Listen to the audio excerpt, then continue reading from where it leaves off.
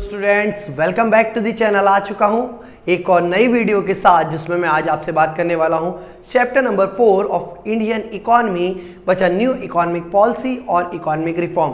देखिए, एक चीज़ याद रखिए कि इस चैप्टर में हम बेसिकली अब 1991 से आगे की बात करने वाले हैं। 1991 से पहले जो भी पॉलिसीज़ वगैरह चल रही थी वो हमने प्रीवियस चैप्टर में कवर अप कर ली। अब हम 1991 से आगे बढ़ रहे हैं और अपनी इकोनॉमी को ओपन करने जा रहे हैं।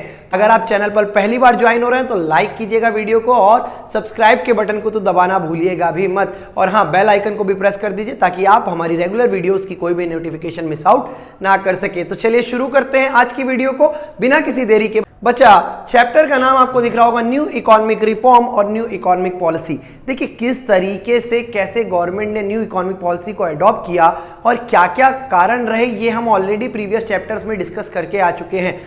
पिछली पॉलिसी जो LQP पॉलिसी थी, उसमें सबसे बड़ा ड्रॉबैक हमारे सामने ये आ रहा था कि हम इकोनॉमी को क्लोज रख रहे थे, तो हम फॉरेन एक्सचेंज और फॉरेन अर्निंग पर ज़्यादा फोकस नहीं कर पा रहे थे और गवर्नमेंट भी इतना ज़्यादा रिसोर्सेज को प्रॉपरली यूटिलाइज नहीं करा पा रही थी। तो एक वक्त ऐसा आया जब हम बार बार फॉरेन से कर्ज ले लेके थक गए, क्योंकि हमने अभी जस्ट पिछले चैप्टर में पढ़ा कि गवर्नमेंट ने FDI और FII की जगह उचित समझा कि वो फॉरेन कंट्रीज से लोन लेके इकोनॉमी को चलाएगी, पर FDI और FII को नहीं आने देगी। पर एक समय ऐसा आया कि लोन बहुत ज़्यादा हो चुका था और अब हमें लोन भी नहीं मिल रहा था। दी एंड हमें ये डिसीजन लेना पड़ा कि इकोनॉमी को अब ओपन करना ही एक ऑप्शन बचा है। जो डिसीजन बचा हमें बहुत पहले ले लेना चाहिए था, उसे हमने इतना लेट आकर अडॉप्ट किया। हाँ, इसका बेनिफिट आपको क्या रहा या ड्रॉबैक क्या रहे, वो हम आज इस चैप्टर में डिस्कस करने वाले हैं। तो चलिए शुरू करते हैं। सबसे पहली चीज हम बात करेंगे meaning of economic reforms, new economic policy and appraisal of LPG policy. देखिए, पहले हमें बता रहा है NEP पॉलिसी। देखिए, NEP पॉलिसी में हम शिफ्ट हुए LPG, liberalize, privatize and globalize. पर हम क्यों LPG पे शिफ्ट हुए? इससे पहले क्या पॉलिसी थी, ये मैंने प्रीवियस चैप्टर में आपको बताया। अगर आपने उस वीडियो को अभी तक नहीं देखा है तो बच्चा डिस्क्रिप्शन में लिंक है, एक बार जाके इंडियन इकोनॉमी के प्रीवियस चैप्टर्स को भी चेकआउट कर लीजिए। जितना ज़्यादा सीक्वेंस में पढ़ोगे उतना ही आपके लिए बेनिफिशियल होगा और उतनी ही जल्दी आप चीज़ों को ग्रास्प कर पाओगे। देखो, प्रीवियसली हम चल रहे थे बच्चा LQP, लाइसेंसिंग कोटा परमिट। मतलब अगर आपको इंडस्ट्री लगानी है तो पहले गवर्नमेंट से लाइसेंस लेना पड़ेगा। अगर आपको फॉरेन से एक्सपोर्ट या इंपोर्ट करना है तो उसके लिए गवर्नमेंट से परमिट लेना पड़ेगा। साथ ही साथ कोटा रिस्ट्रिक्शंस गवर्नमेंट ने लगा रखी थी कि इससे ज़्यादा आप बना नहीं सकते या इससे ज़्यादा बेच नहीं सकते या इससे ज़्यादा फॉरेन से खरीद नहीं सकते। एक क्वांटिटेटिव चेक गवर्नमेंट ने लगा रखा था और इन्हीं सबको ख़त्म किया गया 1991 में, जब हमने न्यू इकोनॉमिक पॉलिसी यानी कि LPG पॉलिसी को अडॉप्ट किया। हमने ऐसे में अपनी इकोनॉमी को ओपन कर दिया और हमने कहा कि अब हम ग्लोब पर अपनी एक प्रचार, अपना एक प्रभुत्व दिखाएंगे। अब हम वर्ल्ड से ट्रेड करेंगे, जो हमें चाहिए वो हम फॉरेन से खरीद सकते हैं और जो हमारे पास सरप्लस है हम उसे फॉरेन में बेच सकते हैं। देखिए क्या कह रहा है, economic reforms refers to the set of economic policy directed to accelerate the pace of growth and development. बच्चा, जो भी न्यू इकोनॉमिक पॉलिसी बनाई गई थी उसके पीछे का एक सीधा सारा मकसद ये था कि हम इकोनॉमिक ग्रोथ को बढ़ाएं और धीरे धीरे डेवलपमेंट को भी प्रमोट करें। In the year 1991 government of India initiated a series of economic reform to pull out the crisis of 90s। बच्चा, 90 की क्राइसिस में याद रखिए गल्फ वॉर, 90s में ही मिडिल ईस्ट में गल्फ वॉर शुरू हुआ था। कुवैत, ईरान, इराक, जितनी भी ये गल्फ कंट्रीज थी, यहाँ पर एक युद्ध का माहौल चल रहा था, जिसके कारण क्रूड ऑयल के रेट बहुत ज़्यादा बढ़ा दिए गए थे और इसके देखते हुए हमारे देश में हमारी इकोनॉमी में क्राइसिस डेवलप हो गई थी और उस 90 की क्राइसिस को आगे ख़त्म करने के लिए हमने न्यू इकोनॉमिक पॉलिसी का सहारा लिया। बच्चा, the policy of liberalization L is the place of licensing for industries and trade. बच्चा, जो पहले L का मतलब लाइसेंसिंग सिस्टम था उसे रिमूव किया गया और अब लिबरलाइजेशन लाया गया, यानी कि freedom to produce what market forces allowed to you. आगे देखिए, the policy of privatization is a place of quota restriction and the policy of globalization is a place of permit। बच्चा, पुरानी LQP पॉलिसी को LPG policy से replace किया गया। देखिए आगे सेकेंड पॉइंट पर आपसे बात करा, element of new economic policy. बच्चा, जब भी हम बात करें न्यू इकोनॉमिक पॉलिसी के एलिमेंट की, बिना कुछ सोचे समझे आप इन पॉइंट को अपने दिमाग में बैठा लीजिए, क्योंकि ये आपको बहुत ज़्यादा हेल्पफुल रहने वाले हैं। बच्चा क्या कह रहा है, लिबरलाइजेशन। देखो लिबरलाइजेशन में सबसे पहली चीज़ removal of licensing system, licensing system को हटाया गया और कोटा रिस्ट्रिक्शंस को भी हटाया गया और वह लैंड या वह एरिया जो पहले रिजर्व था एसएसआई के लिए अब उसे ओपन कर दिया मार्केट फोर्सेस के अकॉर्डिंग प्रोटेक्शन करने के लिए। लिबरलाइजेशन का मतलब क्लियर है, जब भी आए ये 3 पॉइंट याद रखिएगा।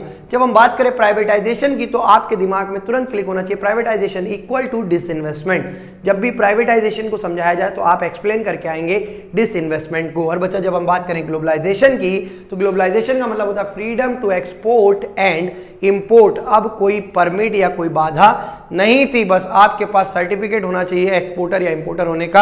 आप इजीली एक कंट्री से दूसरी कंट्री में गुड को एक्सपोर्ट और इंपोर्ट मूव करा सकते हैं। देखिए क्या कह रहा है, liberalization of economy means freedom to produce from direct और physical control impose by the government. मतलब जो भी गवर्नमेंट ने रेगुलेशंस लगा रखी थी उनसे आपको एक आज़ादी मिल गई। अब आपको लाइसेंसिंग सिस्टम के लिए नहीं भटकना पड़ेगा। हाँ, कुछ इंडस्ट्री ऐसी थी जिसमें अभी भी लाइसेंसिंग सिस्टम चल रहा है और वो चलना भी चाहिए, जैसे अल्कोहल या टबैको या फार्मा कंपनी अगर आपको स्टैब्लिश करनी है तो उसके लिए आपको अभी भी लाइसेंस लेने की नीड होती है।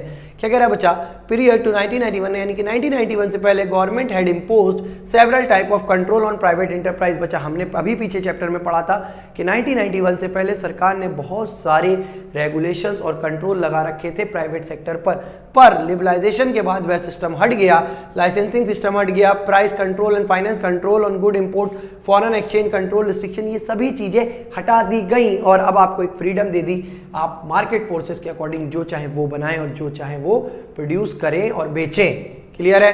फिर क्या कह रहा है, it was experience by the government that several shortcoming had emerged in economy on account of this control. सरकार को ये चीज थोड़ा सा देर से समझ आई तो पर क्या हुआ, देर आए दुरुस्त आए। क्या हुआ अगर ये थोड़ा सुस्त आए, क्या कि इन सभी कंट्रोल के कारण इकोनॉमी में बहुत ज़्यादा प्रॉब्लम्स हमें देखने को मिल रही थी जिसके कारण हम डेवलप्ड नहीं हो पा रहे थे, हम ग्रोथ नहीं दिखा पा रहे थे। Growth rate of GDP has fallen sharply, high cost economic system. बच्चा क्या कह रहा है, जीडीपी भी धीरे धीरे गिरता जा रहा था तो इसीलिए सरकार ने लाइसेंसिंग को रिप्लेस कर दिया लिबरलाइजेशन से, लाइसेंसिंग को रिप्लेस किया लिबरलाइजेशन से। आगे देखिए बच्चा, इंडस्ट्रियल सेक्टर रिफॉर्म की तो सबसे पहला इंडस्ट्रियल सेक्टर रिफॉर्म में बात हुआ एबोल्यूशन ऑफ इंडस्ट्रियल लाइसेंस। मतलब लाइसेंस को खत्म किया गया और अब आप जो चाहे उस चीज़ के लिए इजीली प्रोडक्शन की लाइन में आ सकते हैं या इंडस्ट्री इस्टेब्लिश कर सकते हैं। पर 5 ऐसी मेन इंडस्ट्री थी जिनके ऊपर अभी भी लाइसेंसिंग सिस्टम है। जैसे in the year 1991 a new industrial policy was announced, it abolished the requirement of license except the following 5 industry, for example liquor, cigarette, defense equipment, industrial explosion and dangerous chemical। बच्चा cigarette की जगह मैं आपसे कहूंगा कि आप tobacco को लिख के आइएगा, टबैको प्रोडक्ट के लिए भी लाइसेंस की रिक्वायरमेंट होती है। दूसरा, कॉन्ट्रैक्शन ऑफ पब्लिक सेक्टर। अब सरकार पब्लिक सेक्टर को कम कर रही थी और प्राइवेट सेक्टर को प्रमोट कर रही थी। क्यों? क्योंकि सरकार को एक चीज़ समझ आ चुकी थी, जिस तरीके से इकॉनमी को बढ़ाने के लिए जितना ज़्यादा इन्वेस्टमेंट या पैसा चाहिए वो सोशल वेलफेयर के मोटिव से तो अचीव नहीं हो सकता है, तो हमें प्राइवेट सेक्टर को प्रॉफिट मोटिव के लिए लगाना पड़ेगा और ऑन दी अदर हैंड हम खुद सोशल वेलफेयर के लिए धीरे धीरे काम करेंगे। नेक्स्ट पॉइंट क्या कह रहे हैं बच्चा, D reservation of production areas. जो एरिया पहले एसएसआई या स्मॉल स्केल इंडस्ट्री के लिए रिजर्व कर रखे थे अब उसे आप इजीली किसी को भी अलॉट कर सकते हैं और वो जो चाहे वैसी company, large scale small scale no matter, जिसकी मार्केट फोर्सेज अलाउ करें उसके अकॉर्डिंग अपनी कंपनी को एस्टेब्लिश कर सकता है। क्या कह रहा है, many production area which earlier were reserve for SSI were de reserve forces of market were allowed to determine allocation of resource. Market forces के अधीन हमें छोड़ दिया गया। अब हम डिमांड एंड सप्लाई के बेसिस पे अपनी रिसोर्स को इजीली किस फैक्टर या किस प्रोडक्शन में लगाना है उसकी बात कर सकते थे। बच्चा फोर्थ पॉइंट जो इंडस्ट्रियल पॉलिसी में, इंडस्ट्रियल रिफॉर्म में आया वो था एक्सपेंशन ऑफ प्रोडक्शन कैपेसिटी। बच्चा धीरे धीरे प्रोडक्शन कैपेसिटी बढ़ाई गई। मतलब पहले जब उस कैपेसिटी पर एक लिमिटेशन लगी थी कि आप ना तो इस क्वांटिटी से ज़्यादा बना सकते हो ना इस क्वांटिटी से ज़्यादा बेच सकते हो, अब उस रिस्ट्रिक्शन को बच्चा रिमूव किया गया और आपको फ्रीडम दी कि आप जितना चाहें उतना बनाएं और जितना चाहें उतना बेचें। ये सारे डिसीजन आप मार्केट फोर्सेस के बेसिस पर ले सकते हैं। आगे देखिए क्या कह रहा है, freedom to import capital good. बच्चा पहले कैपिटल गुड यानी कि मशीनरी, प्लांट, इन सब आइटम पर बहुत ज़्यादा रिस्ट्रिक्शंस लगी हुई थी गवर्नमेंट की। क्यों? क्योंकि गवर्नमेंट चाहती थी, हम इंपोर्ट सब्स्टिट्यूशन की पॉलिसी पर चल रहे थे तो गवर्नमेंट नहीं चाहती थी या वो नहीं इतनी जल्दी अलाउ करना चाहती थी कि आप फॉरेन से कुछ खरीदें। अब लेकिन न्यू इकोनॉमिक पॉलिसी में आपको कंप्लीट फ्रीडम मिली, जो मशीन चाहिए वो विदेश से खरीदो, पैसा देने की औकात है, इजीली जाओ खरीद के लाओ, हमें कोई मतलब नहीं है। फिर हम बात करें बच्चा अगर फाइनेंशियल सेक्टर रिफॉर्म की, तो क्या कह रहा है, banking system, non banking financial institute, stock exchange and foreign exchange market were developed, ये सभी डेवलप की गई, इसको कहा गया फाइनेंशियल रिफॉर्म। क्या कहा गया बच्चा, फाइनेंशियल रिफॉर्म। साथ ही साथ in India financial sector is regulated and controlled by RBI, reserve bank of India. Liberalization implies a substantial shift in the role of RBI from regulatory to facilitate। बच्चा पहले RBI का काम एक regulator का था, पर अब RBI एक फैसिलिटेटर की तरह काम करेगा, एक फैसिलिटी प्रोवाइड करने वाले ऑर्गेनाइजेशन की तरह वर्क करेगा और फाइनेंशियल सेक्टर में भी बहुत सारे रिफॉर्म लेकर आएगा। इतनी बात क्लियर है बच्चा। फिर एक और फाइनेंशियल रिफॉर्म के नाम पे याद रखिए बच्चे, दो चीजें यहां पर आपको याद रखनी है। 8 नवंबर 2016, जी हाँ, डिमोनेटाइजेशन, जिसमें मोदी जी यार कहते मित्रों आज रात 8 बजे से 500 और 1000 के नोट बंद हो जाएंगे। और फिर साथ ही साथ GST, जी हाँ, जुलाई 2017 में जब GST लागू किया गया। ये दो रिफॉर्म्स हैं जिनको आपको अपने दिमाग में याद रखना है। आगे क्या कह रहा है, Demonetization introduced in 2016 is closely related to the financial sector reform। ये भी एक फाइनेंशियल सेक्टर रिफॉर्म से ही रिलेटेड था। एक बार आप इसको रीड कीजिएगा। अगर कोई आपको डाउट होता है तो आप मुझसे कमेंट सेक्शन में पूछ लीजिए या मेल कर दीजिए trickeconomics@gmail.com पर। थर्ड था फिस्कल रिफॉर्म। देखिए, पहला industrial reform, second financial reform. अब थर्ड नंबर पे हम बात करें फिस्कल रिफॉर्म की। LPG में लिबरलाइज होने से क्या क्या चेंजेस आए। Fiscal reforms relate to the revenue and expenditure of government. बच्चा, इस पॉलिसी से सरकार का रेवेन्यू बढ़ा और एक्सपेंडिचर कम हुआ। Fiscal reform related to the revenue and expenditure of the government. Tax reform are the principal component of fiscal reform. बच्चा, फिस्कल रिफॉर्म का जो प्रिंसिपल कंपोनेंट था वो था टैक्स रिफॉर्म। आपको बता चुका हूं मैं पहले भी। टैक्स दो प्रकार के होता है, एक होता है डायरेक्ट टैक्स, एक होता है इनडायरेक्ट टैक्स। बच्चा, डायरेक्ट टैक्स जिसका बर्डन किसी और पर शिफ्ट ना किया जा सके, जिस इंडिविजुअल पर वो इंपोज हो रहा है उसकी पेमेंट वही करेगा। On the other hand, indirect tax का बर्डन आप इजीली एक पर्सन से दूसरे पर्सन पर शिफ्ट कर सकते हैं। फॉर एग्जांपल, आप मार्केट से गुड खरीदते हैं, गुड की टैक्स की पेमेंट आप करते हैं शॉपकीपर को, शॉपकीपर करता है होलसेलर को, होलसेलर करता है मैन्युफैक्चर को, और मैन्युफैक्चर पे आउट करता है गवर्नमेंट को। पर हकीकत में टैक्स किस पर लगा, जो उस गुड को कंज्यूम कर रहा है, यानी कि कंज्यूमर पर कंज्यूमर ने अपने टैक्स के बर्डन को शिफ्ट किया या नहीं किया। ये होता है इनडायरेक्ट टैक्स। क्या होता है बच्चा, इनडायरेक्ट टैक्स। देखिए, यही बता रहा है direct tax and indirect tax. Indirect tax are those tax the burden of which can be shifted from one to another, for example GST। बच्चा, इस समय अपने इंडिया में एक ही टैक्स सिस्टम लगता है इनडायरेक्ट के नाम पे, वो है GST, goods and service tax. One nation one tax, यही इसका मोटो था। देखिए बच्चा, क्या कह रहा है, GST has been introduced in India to view promoting a uniform tax structure. आ गई बात, वन नेशन वन टैक्स, एक uniform tax structure all over India चलाया जा सके। आगे देखिए बच्चा, एक्सटर्नल सेक्टर रिफॉर्म में दो चीजों को आपको इंपॉर्टेंटली बताया गया है, एक foreign exchange reform and foreign trade policy reform. बच्चा देखिए क्या कह रहा है, foreign exchange reform were initiated in 1991 with a devaluation of Indian rupee against foreign currency. जब इंडियन करेंसी की वैल्यू को कम कर दिया गया फॉरेन करेंसी की वैल्यू में, यानी कि फॉरेनर्स की परचेजिंग पावर बढ़ गई और हमारी वैल्यू कमजोर हो गई करेंसी की, तो यहाँ पर फॉरेन एक्सचेंज पॉलिसी या फॉरेन एक्सचेंज रिफॉर्म को शुरू किया गया। Devaluation implies fall in the value of rupee and vice versa.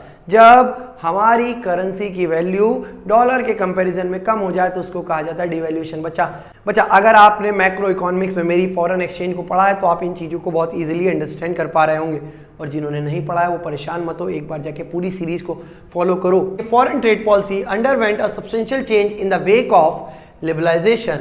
Tariff restriction have been considerably moderate. बच्चा, जो पहले एक्सेसिव टैरिफ लगा रखे थे गवर्नमेंट ने ताकि FDI और FII या एक्सपोर्ट इंपोर्ट पर एक रेगुलेशन बनाई जा सके, उसे बहुत मॉडरेट कर दिया या बहुत लो कर दिया। Rather withdrawn from many item of export and import, और बहुत सारे ऐसे आइटम थे जिन पर से तो हटा ही दिया। क्लियर है। Of policy of protection of domestic industry, जो ये पहले अभी तक अपनी इंडस्ट्री जो बहुआ थी ना, बहुआ उनको बचाते आ रहे थे, अब इन्होंने सर्वाइवल की बात है, अब इन्होंने ओपन कर दिया और कहा कि जाओ जाके लड़ो भिड़ो और सर्वाइव करके दिखाओ हमें फॉरेन मार्केट में। Market competition has replace the policy of quota and tariff. बच्चा, मार्केट कंपटीशन ने कोटा एंड टैरिफ की पॉलिसी को रिप्लेस किया।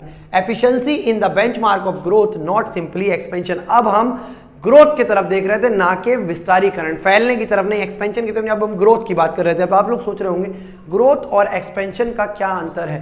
देखिए, ग्रोथ में ग्राफ ऊपर की तरफ बढ़ता है, हम इकोनॉमी को बैकवर्ड से डेवलपिंग और डेवलपिंग से डेवलप की तरफ लेके जाना चाहते हैं, ये ग्रोथ है। पर एक्सपेंशन क्या, अभी हम डेवलपिंग को ही पूरे एरिया में फैला रहे हैं कि अभी पहले कानपुर था, फिर लखनऊ, फिर राजस्थान, ऐसे धीरे धीरे अभी हम सिर्फ एक्सपेंड हो रहे हैं। अब हम इंटरनल नहीं, हम एक्सटर्नल ग्रो करना चाहते थे।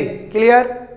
ये क्या कह रहा है, privatization is the process of involving the private sector in the ownership और allowed private sector to get maximum ownership in the economy. In the year 1991 government decide to allow private sector to come forward and participate in the process of growth. But before this policy, government put several check or government give a very secondary role to private sector in the process of industrialization. हमने previous chapter में बच्चा अभी ये पढ़ा भी था, जब हम कोल्ड इंडस्ट्री को आपको समझाया था आईपीआर पॉलिसी में, तब प्राइवेट सेक्टर को बहुत नीचे रखा था, पर अब न्यू इकोनॉमिक पॉलिसी में प्राइवेट सेक्टर को एक ऊपर का दर्जा दिया गया।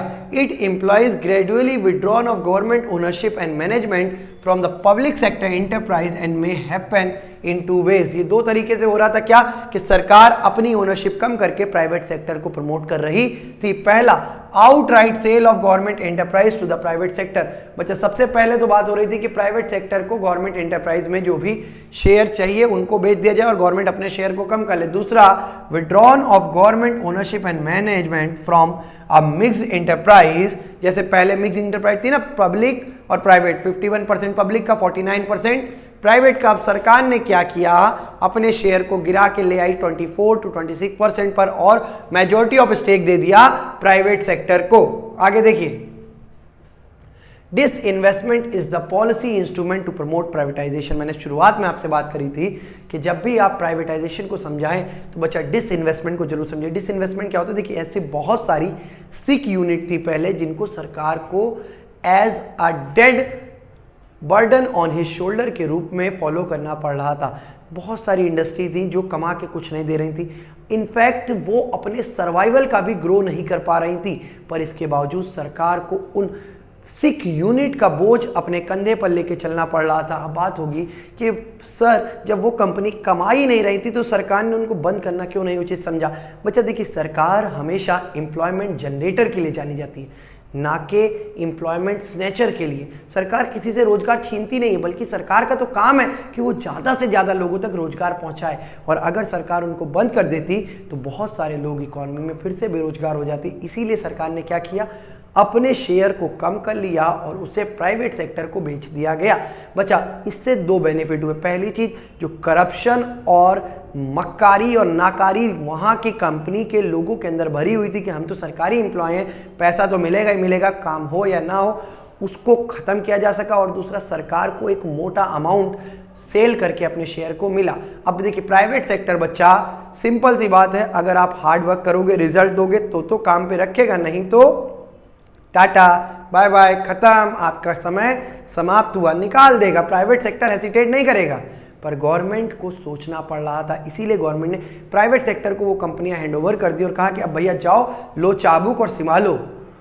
काम नहीं कर रहे हैं, इनसे काम करा के दिखाओ, प्रोडक्शन बढ़वा के दिखाओ, एटलीस्ट इतना तो कर ले कि ये अपने सर्वाइवल का अपना खर्चा तो खुद उठा ले। जैसे आपके कभी पिताजी डांटते होंगे ना, हाँ बेटा पिताजी की कमाई है, रोज 9 बजे तक सो के उठो, टुकड़े आराम से रोटियां तोड़ो, क्या दिक्कत है, तुम्हें क्या टेंशन है, लेकिन कब खुद कमाओगे। वैसे ही सरकार चाहती थी कि हम तो खर्च कर रहे थे इनके डेवलपमेंट, पर ये एटलीस्ट इतना तो कमा के दे कि अपना सर्वाइवल कर सके, अपने लेबर या अपने स्टाफ की खुद की सैलरी तो रिक्यूब कर सके। लेकिन नहीं, वो भी हम ही को पे करनी है। तो ऐसी कंपनी का फायदा क्या है जब कुछ इकोनॉमी में प्रोडक्शन ही ना कर रहा हो। तो इसीलिए सबसे पहला टूल जो था वो था disinvestment. It occurs when the government sell off his share of capital of PSU public sector undertaking to private sector. बच्चा जो भी पब्लिक सेक्टर अंडरटेकिंग थी या पीएसयूज थे, उनके शेयर को प्राइवेट सेक्टर को बेच दिया गया। क्लियर है? आई होप डिसइन्वेस्टमेंट क्लियर हो गया होगा। चलो आगे देखो। अब बात आई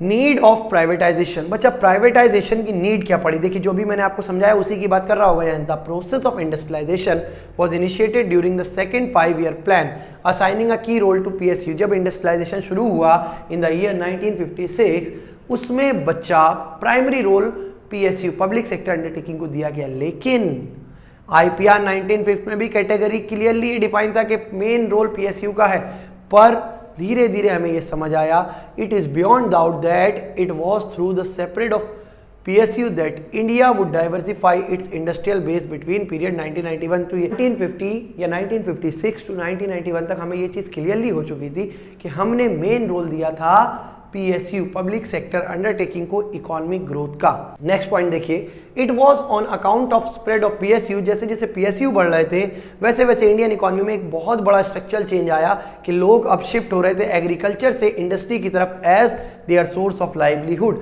उनको लग रहा था कि शहरों में इंडस्ट्री में काम करने पे एक लाइवलीहुड ज़्यादा अच्छी कमाई जा सकती है इन कंपैरिजन टू एग्रीकल्चर। पर ये साथ ही साथ एक समस्या को भी जन्म दे रहा था कि लोग जब इतना ज़्यादा माइग्रेट कर रहे थे तो एक हैवी बर्डन इंडस्ट्री पे शुरू होने लगा था पॉपुलेशन का। पर उस समय इंडस्ट्री इतना ज़्यादा बर्डन अडॉप्ट ही नहीं कर सकती थी। देखिए क्या कह रहा है, gradually increase in the percentage contribution of industry to the GDP, PSU gave a Navratnas 9 jewel of Indian industry beside a host of mini ratnas. और नवरत्नास और मिनी रत्नास की बात हमने प्रीवियस चैप्टर में करी हुई है, एक बार जाके आप उनको फॉलो जरूर कीजिएगा। Gradually most public sector enterprise turn into a socially dead weight. और इतने सब बर्डन के बाद जब इतनी ज़्यादा उम्मीदें पीएसयू से लगने लगी, एक्सपेक्टेशन दिन पे दिन बढ़ने लगी, एम्प्लॉयमेंट का बोझ उसके ऊपर बढ़ने लगा, वह एक डेड वेट की तरीके बनता चला गया। क्या? सोशल डेड वेट और a social liability. Mounting losses of PSUs become unsustainable. और धीरे धीरे पीएसयू के जो लॉसेस थे बच्चा वो इतने बढ़ गए कि सरकार को लगा कि बउआ ये तो हाथ से निकल गए, अब ना कंट्रोल हो पाएगा। इसीलिए सरकार ने डिसइन्वेस्टमेंट करना उचित समझा। क्लियर है? आगे देखिए क्या कह रहा है, leakage, peripheral and insufficiency and corruption. आ गई बात, जो मक्कारी, नाकारी, हरामखोरी वहां के लोगों में, काम करने वालों में भर चुकी थी, become a rampant in PSU that their privatization was considered as the only remedy. और इसके बाद डिसइन्वेस्टमेंट और प्राइवेटाइजेशन ही एक इकलौती दवा बची थे इस बीमारी को जड़ से उखाड़ने के लिए। और फिर in the year 1991 the government decide to phase out public enterprise by selling its equity to private entrepreneurs. अच्छा, फिर 1991 में गवर्नमेंट ने प्राइवेट एंटरप्राइज को पीएसयू के हिस्सेदारी बेचना शुरू कर दिया था। क्लियर है? देखिए लोग, एक सिंपल सी बात, देखो आप लोगों ने कॉमर्स लिए है और आप लोग देखते होंगे अपने आसपास के वातावरण में लोग मोदी जी को बहुत ज़्यादा क्रिटिसाइज़ कर रहे हैं कि इन्होंने ये इंडस्ट्री बेच दी, इन्होंने ये पोर्ट बेच दिए, इन्होंने ताजमहल प्राइवेट कंपनी को दे दिया, इन्होंने लाल किले का मैनेजमेंट प्राइवेट कंपनी को दे दिया, ये एक दिन देश बेच देगा, फलाना ब्ला ब्ला ब्ला ब्ला ब्ला। पर एक बात समझो बच्चे, ये सब सरकार को कमा के कुछ नहीं दे रहा है, पर सरकार पे एक सोशल डेड वेट का काम कर रहे हैं। अब सरकार के पास एक ऑप्शन है प्राइवेटाइजेशन। मेरी राय में तो प्राइवेटाइजेशन बहुत पहले हो जाना चाहिए था, पर अब हो रहा है, चलिए कोई बात नहीं, फिर से देर आए दुरुस्त आए। क्या हुआ अगर ये थोड़ा सुस्त आए? पर लोगों को इन्हें क्रिटिसाइज नहीं करना चाहिए, इन्हें अप्रिशिएट करना चाहिए कि एक ऐसा लीडर अपनी इकॉनमी में है जो ये सारे डिसीजन बिना किसी के डर के, बिना किसी दबाव के, बिना किसी वोट बैंक और राजनीति पहलुओं को माइंड में लाए हुए देश हित के लिए लिए जा रहा है। बच्चा देखो, ताजमहल की बात करें या लाल किले की बात करें, इन सब के मैनेजमेंट में पहले सरकार को लाखों करोड़ों रुपए खर्च करने पड़ते थे। और वहाँ पर भी जाके देखो ना तो साफ सफाई दिखती थी, आए दिन दीवारों पे पान के दाग, थूक और दिल बना के दिलबर के नाम ऐसे मार दीवारों पे अपनी सारी, जितने रोमियो जूलियट थे सब वहाँ दीवारों पे अपने प्यार की निशानियाँ छोड़ के आते थे। बच्चा जो हमारे देश का हेरिटेज है, जो हमारे देश की धरोहर है, हम उसे इस तरीके से तबाह कर रहे थे और कोई कुछ नहीं कहता था। आप लोगों को खुद पता है कि प्राइवेटाइजेशन के बाद या जैसे ही लाल किले को प्राइवेट कंपनी को मैनेजमेंट दिया गया, अब जाके देखो वहाँ पर साफ सफाई, हाइजीन इतनी ज़्यादा अच्छे से हो रही है कि यानी कि वहाँ की धरोहर को एक प्रॉपरली मेंटेन किया जा रहा है। क्या हुआ अगर थोड़ा सा हमसे चार्ज लिया जा रहा है टैक्स के रूप में, या वहाँ के टिकट की थोड़ी सी कॉस्ट बढ़ा दी गई, पर एक अच्छा सिस्टम तो हमें देखने को मिल रहा है वहाँ पर। अब जो पहले छिछोरापन होता था वो तो नहीं हो रहा है, हर जगह पर आपको गार्ड्स दिख रहे हैं। उस मैनेजमेंट के लिए अगर पैसा देना पड़ रहा है तो भाई हमारे देश की धरोहर है, तो इसका दारोमदार हमारे ऊपर बनता है कि हम उसे अच्छे से मेंटेन करें। जब सरकार ने देखा कि लोग ये बात नहीं समझ रहे हैं तो उसे फाइन वगैरह लगाने के लिए प्राइवेट सेक्टर को लाना पड़ा। अब प्राइवेट सेक्टर सिंपल सा फंडा, अगर तुम कहीं जाके देख जाओ, कहाँ आप तुम लाल किले में जाओ और कहीं पर पान की पिचकारी पक्क मार के दिख जाओ, बेटा इतने कैमरे लगे हैं, तुरंत धल लिए जाओगे, फाइन अलग पड़ेगा। और अगर हुआ तो 4-5 लाठियां भी जब बैठोगे तब याद करोगे, है या नहीं। तो एक अच्छाई तो हो रहा है।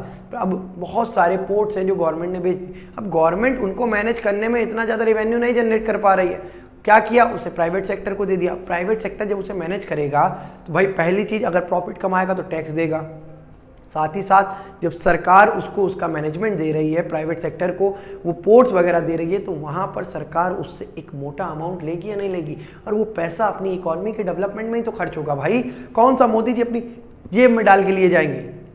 However, in view of their efficient performance, Navratnas were to be retained as a public enterprise.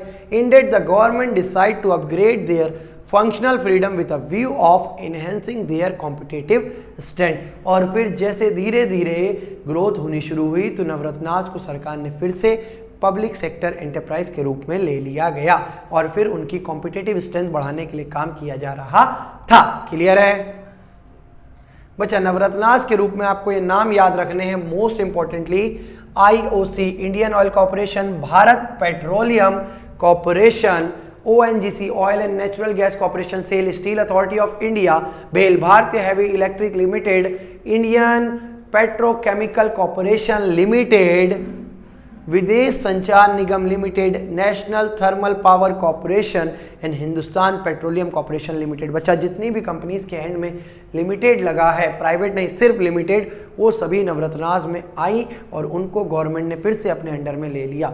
बच्चा ये देख लीजिए इनके पूरे शेड्यूल को, एक पूरा होलोग्राम से आप पहचान सकते हैं। आप इन सभी को कहीं ना कहीं देखे होंगे, पेट्रोल पंप पे आए दिन Indian oil, Bharat petrol pump, HP petrol pump देखने को मिल जाता है, भेल, IPCL, अभी NTPC की ये जो बात चल रही है इसके बारे में आपने बहुत सुना होगा, जोशीमठ में चल रहा है, नहीं चल रहा है, जोशीमठ सिंक कर रहा था तो कहा जा रहा था कि NTPC की वहाँ पर एक प्रोजेक्ट योजना चल रही है जिसमें वो खुदाई वगैरह कर रहे हैं, बहुत ज़्यादा विस्फोट कर रहे हैं, उससे वहाँ की ज़मीन सतह कमज़ोर हो गई। सुना नाम नहीं सुना कभी, आपको पता है, तब आपने ये नहीं सोचा होगा कि NTPC एक नवरत्ना के रूप में आती है क्या। आगे देखिए बच्चा, obvious gain, privatisation implies supremacy of self interest over self social interest. देखिए प्राइवेट सेक्टर बच्चा आप सभी को पता है कि वो प्रॉफिट मोटिव के लिए काम करता है, वो सोशल वेलफेयर की बात ही नहीं करता। तो सबसे पहली चीज क्या हुई, privatization implies a supremacy of self interest over social interest, where self interest prevail, the entrepreneurs work with 100% commitment and efficiency. जो लोग फुल डेडिकेशन के साथ काम करेंगे, कंपनी की ग्रोथ में पार्टिसिपेट करेंगे, उनको अच्छा पे आउट मिलेगा, और जो मक्कारी करेंगे उनको टाटा, खत्म, बाय बाय। आगे देखिए, privatization accept private enterprise to work in a competitive environment both domestic as well as international. Privatization से ऐसा बहुत सारी इंडस्ट्रीज बच्चा डोमेस्टिक और इंटरनेशनल लेवल पर फॉरेन कंपटीशन को फेस आउट करने के लिए रेडी हो गई और स्ट्रेंथ डेवलप हुई उनके अंदर में, अपग्रेडेशन हुआ, नई टेक्नोलॉजी लाई गई, ये सब प्राइवेटाइजेशन की देन था। Privatisation promote diversification of production, साथ ही साथ प्राइवेटाइजेशन से प्रोडक्शन का डाइवर्सिफिकेशन हुआ। पहले जो कंपनियां सिर्फ एक टाइप के प्रोडक्ट में डील कर रही थी, अब उन्होंने अपनी प्रोडक्ट लाइन को विस्तारीकरण किया, बहुत ज्यादा डाइवर्सिफाई किया। आगे देखिए, प्राइवेटाइजेशन प्रमोट कंज्यूमर सोवरेनिटी। बच्चा इस टर्म सोवरेनिटी का मतलब याद रखिए, freedom to choose what customer want. Privatization के कारण ही आज आपको इतने सारे प्रोडक्ट के सब्स्टिट्यूट अवेलेबल हैं। बच्चा आपको एक कंपनी का प्रोडक्ट नहीं अच्छा लग रहा, आप दूसरी कंपनी में जाके देख सकते हैं। अब आपको मोबाइल लेना है, आप Oppo, Vivo, one plus, Samsung, Nokia, iPhone, किसी भी ब्रांड में जा सकते हैं। आपके पास इतनी कंज्यूमर सोवर्जिनिटी है, आपके पास कोई बाउंडेड नहीं कि आपको एक ही से लेना ही लेना है। जी नहीं, आप जिसके फीचर की तरफ अट्रैक्ट हो आप उसको लीजिए, आपको कोई भी बाउंड करने वाला नहीं है। साथ ही साथ ऑब्वियस लॉज में सबसे पहला सोशलिस्टिक पैटर्न जो सोसाइटी का था, एक सोशल डेवलपमेंट की बात हो रही थी, अब उसे तर्कीनार किया जाने लगा। अब सिर्फ और सिर्फ फोकस था प्रॉफिट मोटिव पर। अच्छा याद रखिए सेकंड जो पॉइंट है उसमें क्या कह रहा है, privatisation encourage the free play of market. अब देखो मार्केट फोर्सेस के बेसिस पे जब मार्केट चलेगी तो प्राइस भी डिमांड और सप्लाई के बेसिस पे निर्धारित किया जाएगा। अब किसी चीज़ की डिमांड बढ़ रही है, सप्लाई कम है, तो अल्टीमेटली उसका प्राइस बढ़ेगा या नहीं बढ़ेगा। ऐसे में एक ट्रेजिडी हुई जिसका नाम था सेरेसिला ट्रेजिडी। याद रखिए सेरेसिला ट्रेजिडी से आपको बोर्ड में भी क्वेश्चन देखने को मिल जाता है। बच्चा एक शॉर्ट में आपको समझा दूं सेरेसिला ट्रेजिडी के बारे में। ट्रेजिडी आंध्र प्रदेश में हुई जहां पर 50 वर्कर्स ने सुसाइड कमिट कर लिया था because of hike in the prices of electricity.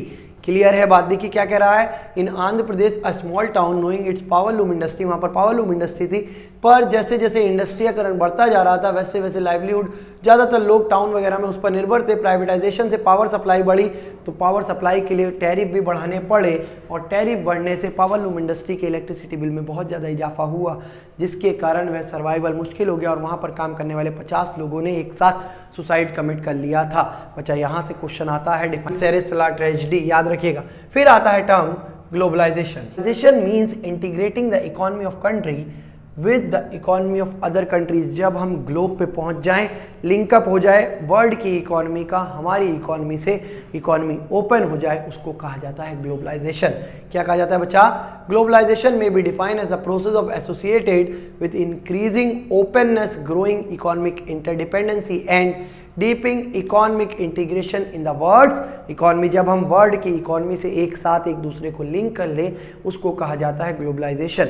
बच्चा ग्लोबलाइजेशन में सबसे ज़्यादा बेनिफिट हमें एक मिलता है कि यहाँ पर freedom to export and import होती है। यहाँ गवर्नमेंट से इतना ज़्यादा चक्कर और मगजमारी करने की जरूरत नहीं है। जो पहले परमिट जो पुरानी पॉलिसी पी में था ना बहुत ज़्यादा, अब यहाँ पर वो सारी फ्रीडम आपको ईजिली मिल चुकी हैं।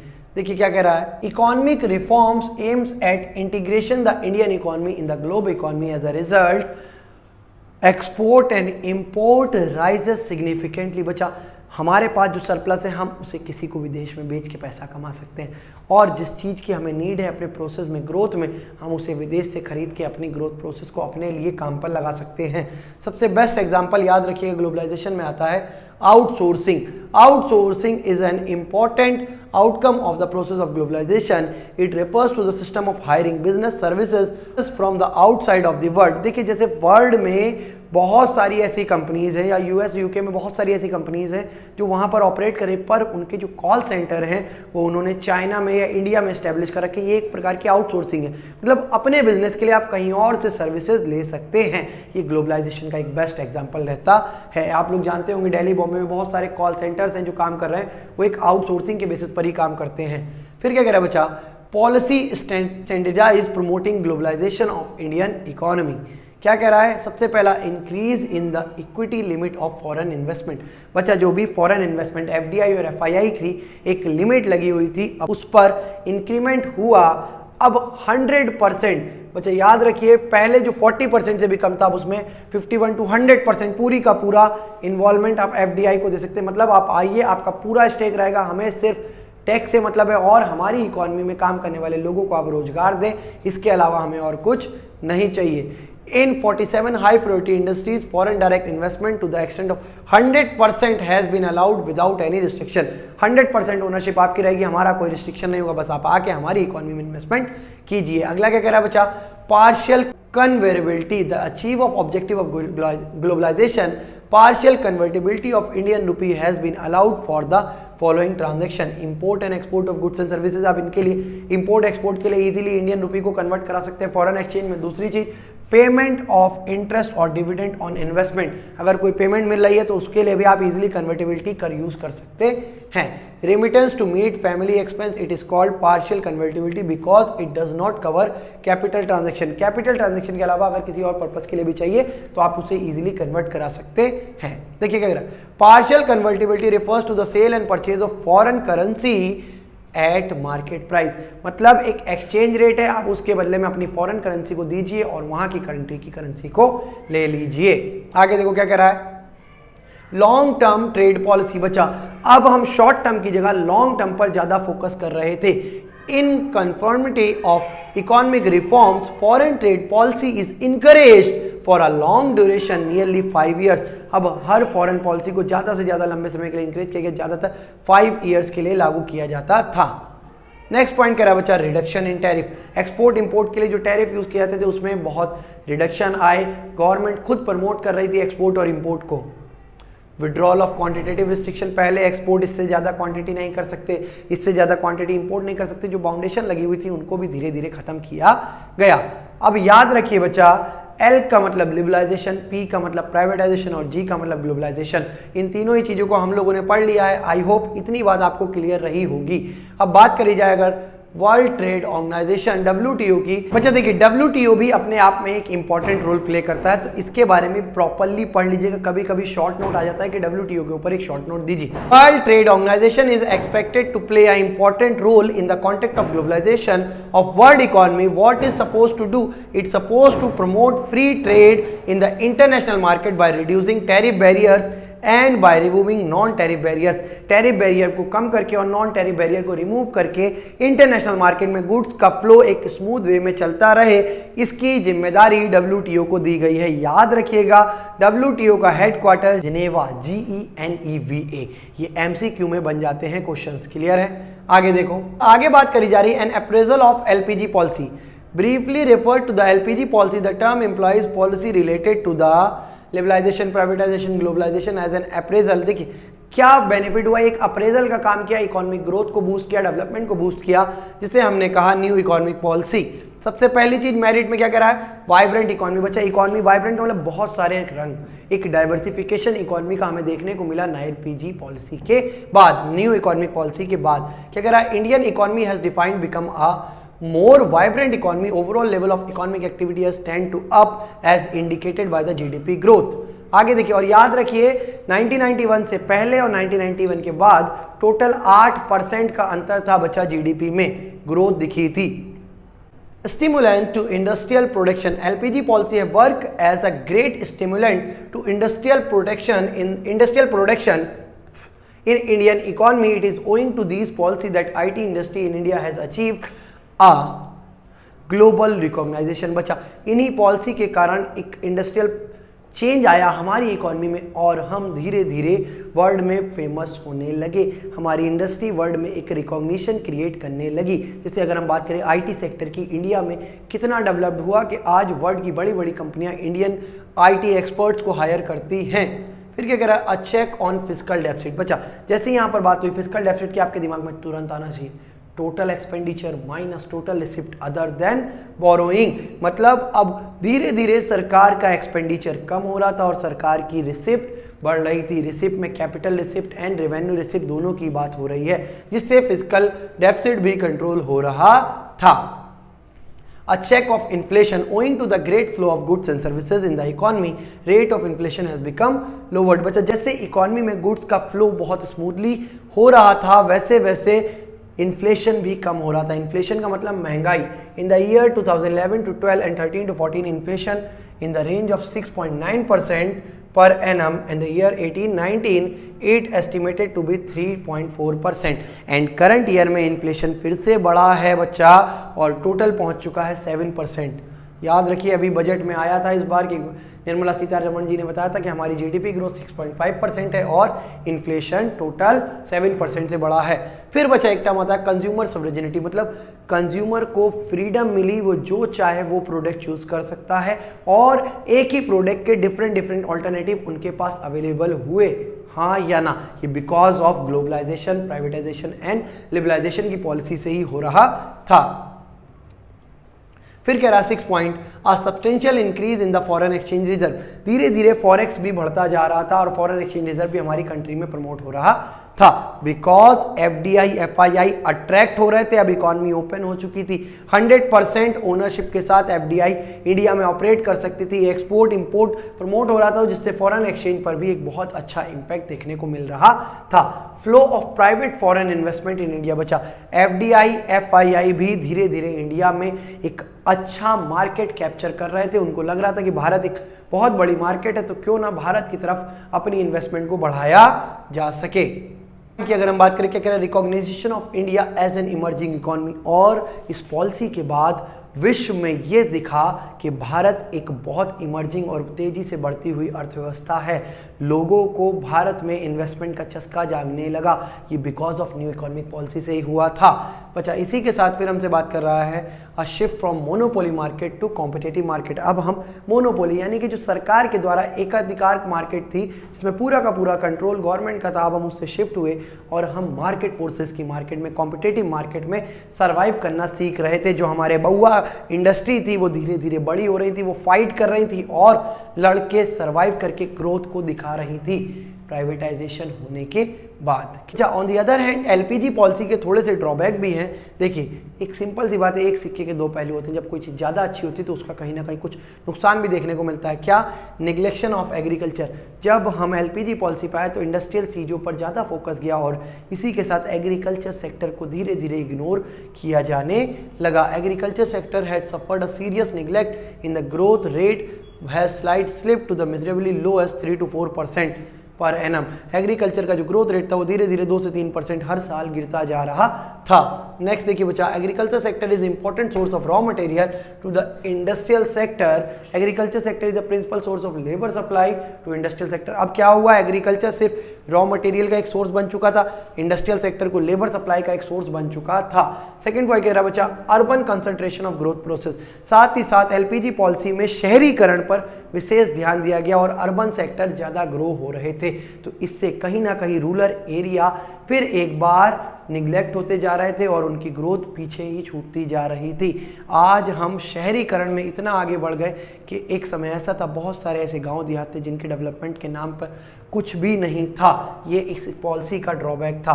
ज़्यादातर एमएनसी बच्चा अपने बिजनेस को इस्टेब्लिश करना चाहती थी शहरों में, जिससे रूरल एरियाज, बैकवर्ड एरियाज अभी भी निगलेक्ट रह जा रहे थे। फिर बच्चा थर्ड पॉइंट है इकोनॉमिक कोलोनियलिज्म।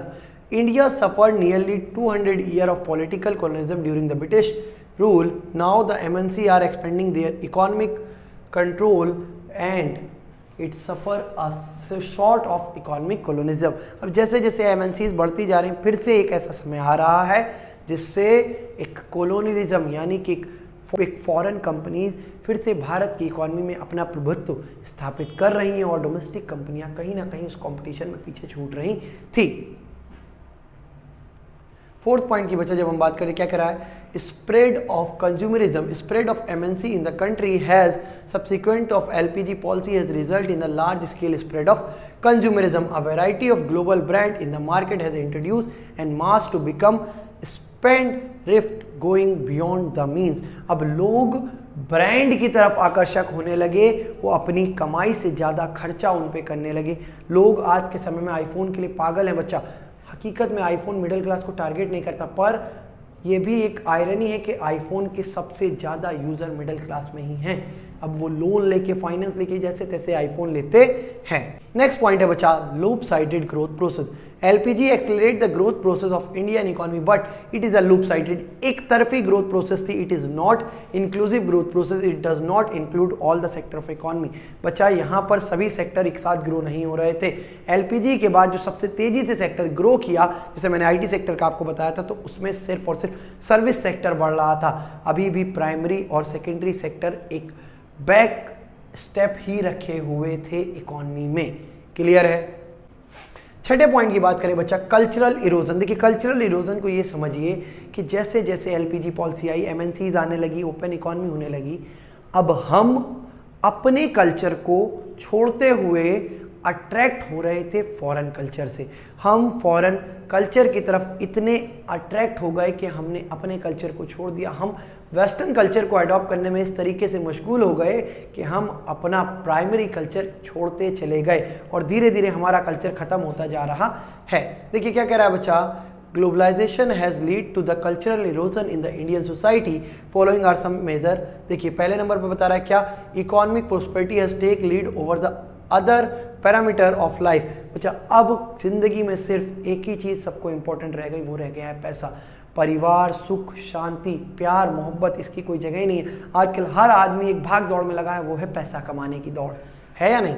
दूसरी चीज, every day want to become economical independent and regardless of his responsibility toward the family और द सोसाइटी। आजकल आदमी पैसा कमाने में इतना मशगूल हो चुका है बच्चे कि वह अपने परिवार, अपने माता पिता, एक अपनी पर्सनल लाइफ को भूलता जा रहा है। उसको रोबोट की तरह काम करना है सिर्फ और सिर्फ पैसा कमाने के लिए। ये एक प्रकार से हमारा कल्चरल ओरिजिन ही है। क्या कह रहा है बच्चा आगे, विच वे टू गो, अब हमें किधर जाना चाहिए। देखिए इसका जवाब एक वैल्यू बेस्ड क्वेश्चन है, तो मैं इसे आपको नहीं बताऊंगा। आपने चैप्टर को पूरा पढ़ लिया है तो आप इसका जवाब खुद लिखिएगा। बस आपको एक चीज़ बताना चाहूँगा कि एट करंट सिचुएशन हमारे पास एलपीजी से बेटर कोई और ऑप्शन नहीं है। हाँ, एलपीजी के थोड़े ड्रॉबैक हैं, पर एलपीजी के ऑन दी अदर हैंड काफ़ी सारे पॉजिटिव साइड भी हैं। तो इन सबको ध्यान में रखते हुए एक आंसर आपको लिखना है, which way to go, should we restrict our economy by using LPG policy और should we stand with LPG policy and try to achieve a aim of developed economy in the world. Clear है। देखिए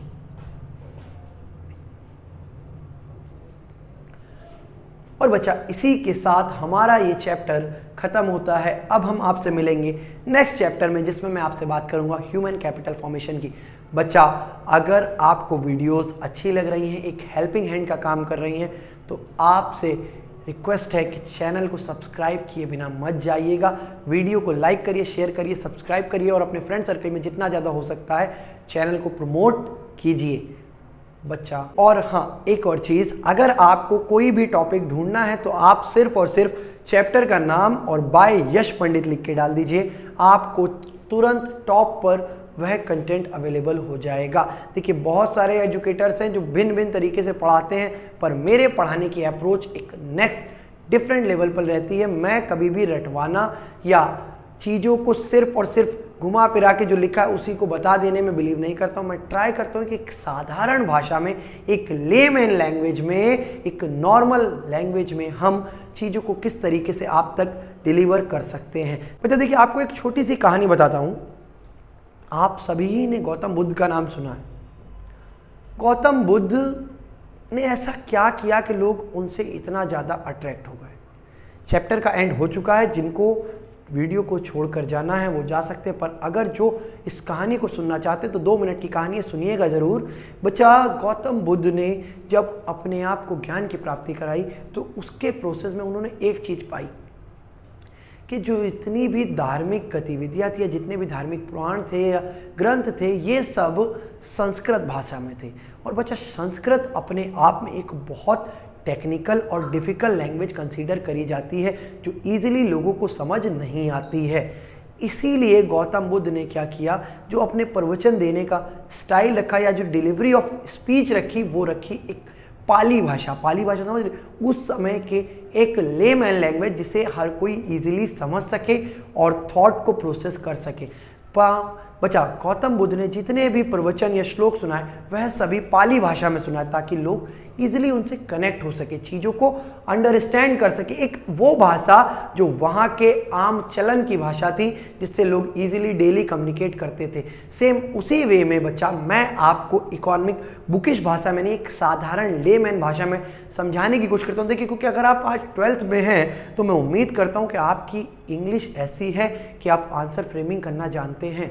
इसीलिए मैं आपको economic उस भाषा में समझाने की कोशिश कर रहा हूँ जिसमें हम और आप इजीली कम्युनिकेट करते हैं, चीज़ों को अंडरस्टैंड कर सकते हैं। तो जाते समय एक लाइक जरूर शेयर करके जाइएगा और मिलता हूँ आपसे अगली वीडियो में। तब तक के लिए thank you, all the best for your board, keep preparing hard. 4 डालना है इस बार बोर्ड में।